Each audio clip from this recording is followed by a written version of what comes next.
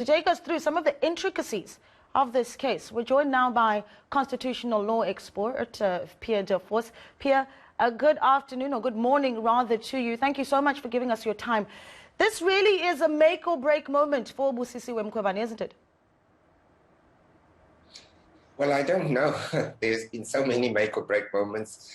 So the problem here is that the report that she authored was, from a legal perspective, really not of a high standard. So in the process, some of the really important issues, like the ones that were raised in your inserts about whether there is really an obligation on a politician who receives money for a private political campaign to have that declared. I think there should be such an obligation, but it's not clear at the moment whether the law actually requires it. So the Amabungane intervention in this case is therefore very important, because they argued that the Ethics Act should include such a provision to make it clear that it's not only a political party and what they receive that should be declared, but also money that is going for a specific political campaign when there's contestation within a political party. And I think it will be very interesting to see what the court says about that. So, I mean, there are obviously two ways that this could go, and let's look at some of those options, right, on how this could all end up. Let's say that the Court then rules that Busisiwe Mkhwebane did have the scope to investigate that CR17 donation. What does that mean for President Cyril Ramaphosa? Does he face a constitutional crisis? I'm not sure I understand the premise of your question. The thing is that obviously there must be a decision about whether she could have investigated this. But the problem there was that the way in which it was investigated was really not done well. So she claimed that there was money laundering, but she invoked legislation that does not prohibit money laundering. And so this is not going to be the end of the matter. The real challenge for the sitting president is going to come if he is actually required to reveal the sources of income and to reveal who it was spent on. That is not going to happen today, because that is not what the report of the public protector is about.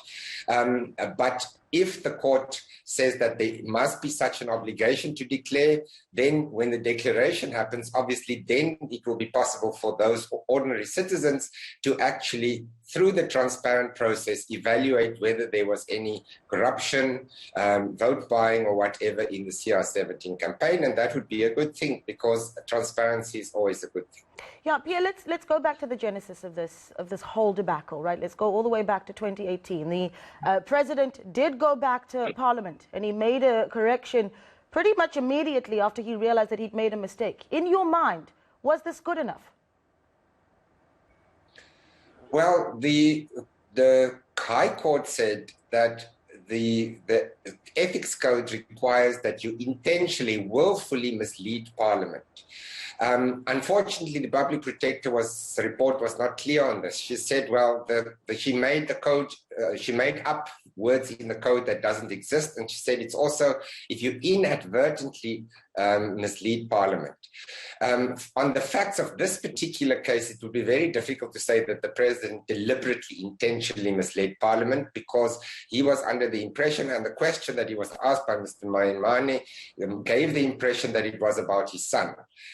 So there was clearly a problem there, but he corrected it. So I don't think, as the code reads now, that there needs to be intentional misleading of Parliament, that he's going to be found to have done so, because the facts just does not show that in this particular case. Yeah, well, depending on the ruling that we get today, what do you think that's going to mean for political party funding disclosure in general?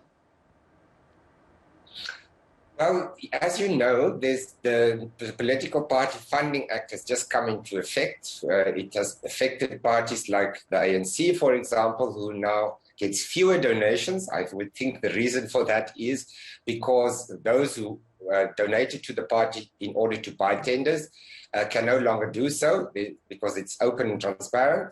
If the court goes further and say individual politicians should also declare the money that they get, even for a political campaign. It will be good for the politics and for internal party politics and democracy, because it will make it much more difficult for whichever party, the contestants in that party, to buy a party election, as is alleged to have happened several times with the ANC elections of the office bearers. Yeah.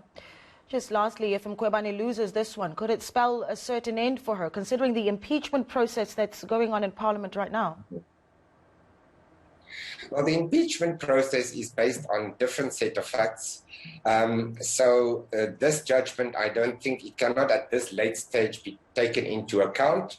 And in the end, we know that factually, we know that there's been findings by the expert independent panel that the public protector, really there are grounds for her removal from office.